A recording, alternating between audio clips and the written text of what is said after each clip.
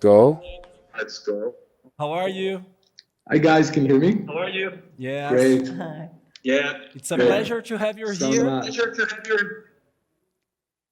I'm Yes, Renato. same here. A bit of delay. Okay. Feel free and comfortable to be with us and start your presentation, okay? Great. Excellent. Thank you for having me. All right, so today I chose to divide my talk into two parts. First, before I'm going to share with you where I am today and kind of what I've been doing for the last 4 years, I want to kind of take you a little bit back to early parts of my career. The last 4 years have been very transformational for me. And I want to kind of share with you why and what's the motivation for what I call the second half of my career. It really started when I realized that it's so nice that we've built a very unique practice that work across multiple disciplines, but the world is really changing, and so yeah, the world have some critical issues that, as designers, as thinkers, as inventors, and all kinds of creative, we have to support those needs, and those needs are really critical for the future of our life, for the future of our planet, for the future of our cities, for the future of our well-being. And that attention really took me to a completely different place over the last several years. And this effort has been kind of an evolution from Studio Dror, from what we've done for almost 16 years, to what we've been focusing. So actually, before I go there, I just want to give you a general overview, because I know that there's a lot of designers and architects and in the audience, talking about the influence of each one of those pieces and each one of those designs in terms of the evolution of this system in various manufacturing process, in various scales. They kind of one influence the other, and they just help to a certain evolution of projects. Really, one of the most interesting things for me through the exploration of this geometry has been the fact that we never stop learning about the certain possibilities in what we do, and sometimes we should really look at our career as an evolution, not as a quantitative projects that we are working on. So that's a very big realization. This project, the Nurai Island, have a lot of influence in terms of the rest of my architectural work. This project started in 2007 and was built and completed, I think, in 2012.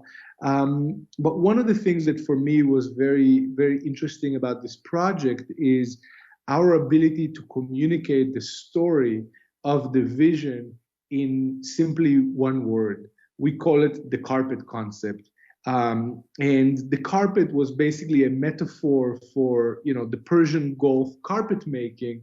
But in this case, of course, in an architectural scale, it was done through the use of vegetation. One of the things that was very interesting for me is how projects like this can hold their conceptual approach if you're really able to communicate the conceptual approach in just a few words, in just a few sentences. So that project really opened for us quite a lot of project in large scale, and really help us to understand this idea of communicating vision very quickly and very simply. All right, so yeah, Supernature Lab. Supernature Lab really started with one fact that still, after 4 years, blows my mind every single day. which is, over the next 30 to 40 years, we are going to double the built environment, which is just completely insane. When we look at, large cities, of course, like Sao Paulo and Rio and, New York and Hong Kong and Shanghai and LA, and like thinking about those massive urban density, how can we possibly double all of that in the next 30 to 40 years? It's very hard to comprehend, and it's really a massive problem that we have to address and we have to, be a part of. And I think for me today is the most pressing design challenge.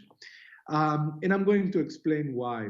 When you look at all those endless cities and you realize that all of those places used to be, nature, forests in some places of the world. And now, in order to find a piece of nature, maybe you can find a small little neighborhood park, in the case of New York, gated within a fence. And that relationship between urban living and nature simply have to change if we are going to double the built environment over the next 30 to 40 years. Now, one thing that I did not mention, doubling the built environment doesn't mean that we are only going to take small buildings, demolish them, and build higher building. We are actually going to occupy the same amount of land, that's double the amount of land that cities are occupying today within the next 20 years.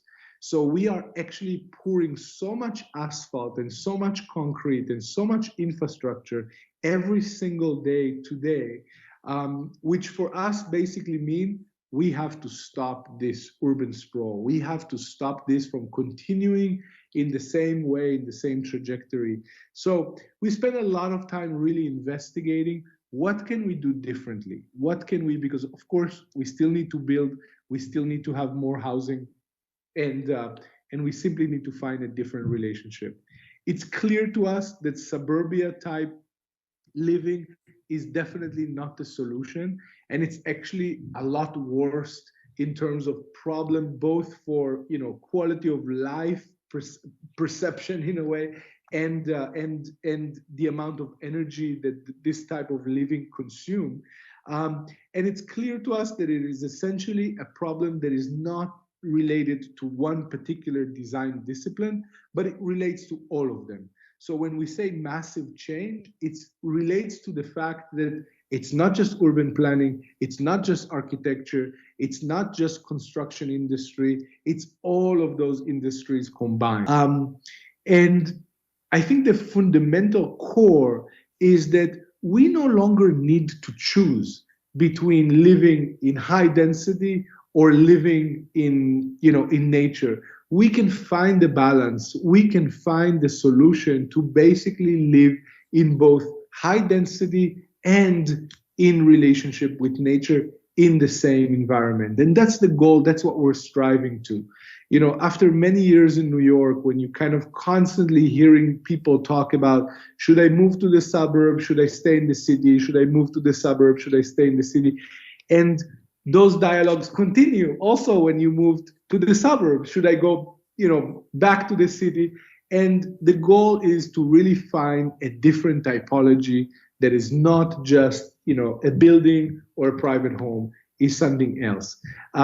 So, when we talk about communities of the future, we don't just refer to community of people.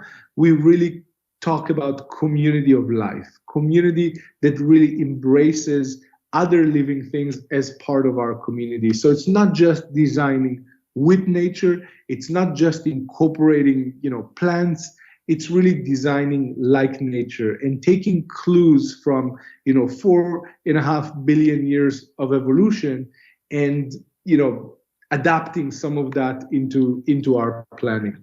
One of the biggest things that we realize is that nature organized absolutely everything in cell formation. And when you look both under the microscope, under the telescope, in various scales, you start realize that none of those examples use what we call the grid, the Cartesian logic. All of those types of geometry relates to what we call a Voronoi pattern or a fractal pattern. And we started really investigating the logic of this geometry and the benefits of those geometry in terms of urban planning.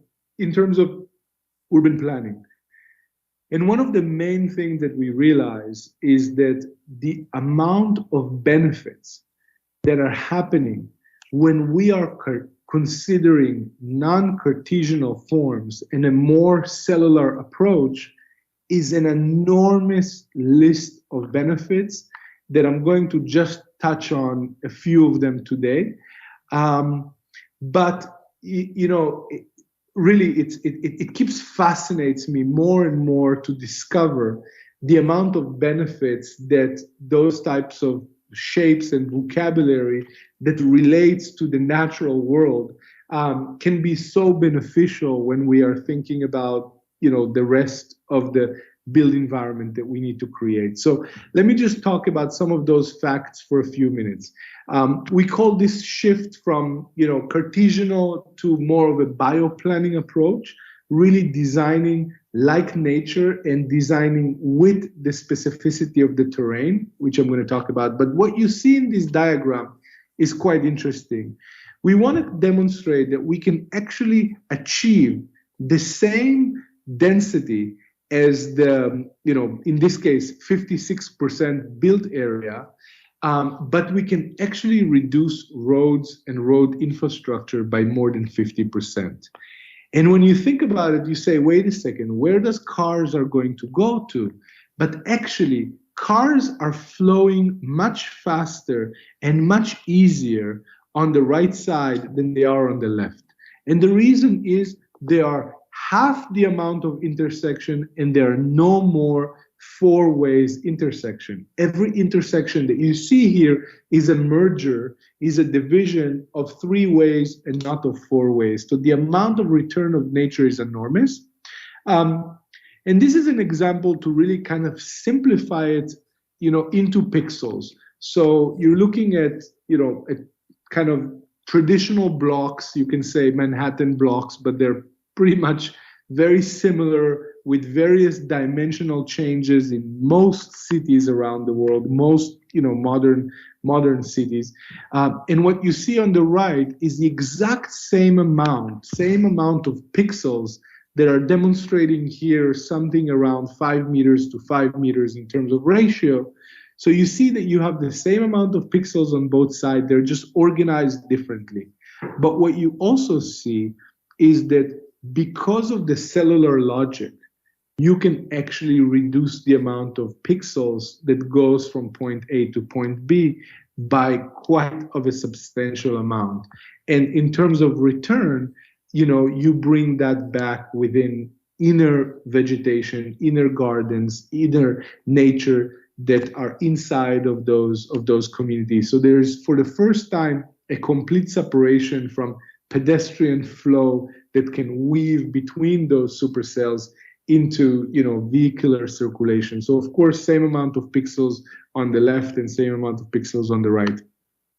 And of course, a cellular logic have a lot of different shapes. It doesn't have to be all unique and different. It can even be square and Cartesian.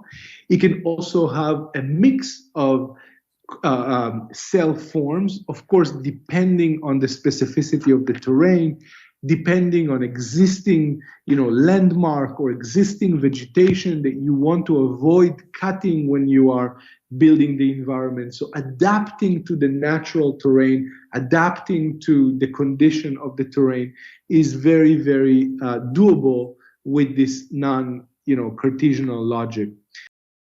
Hi, I'm Nicholas. I'm architect, and thank you for your lecture. It's very nice to hear you.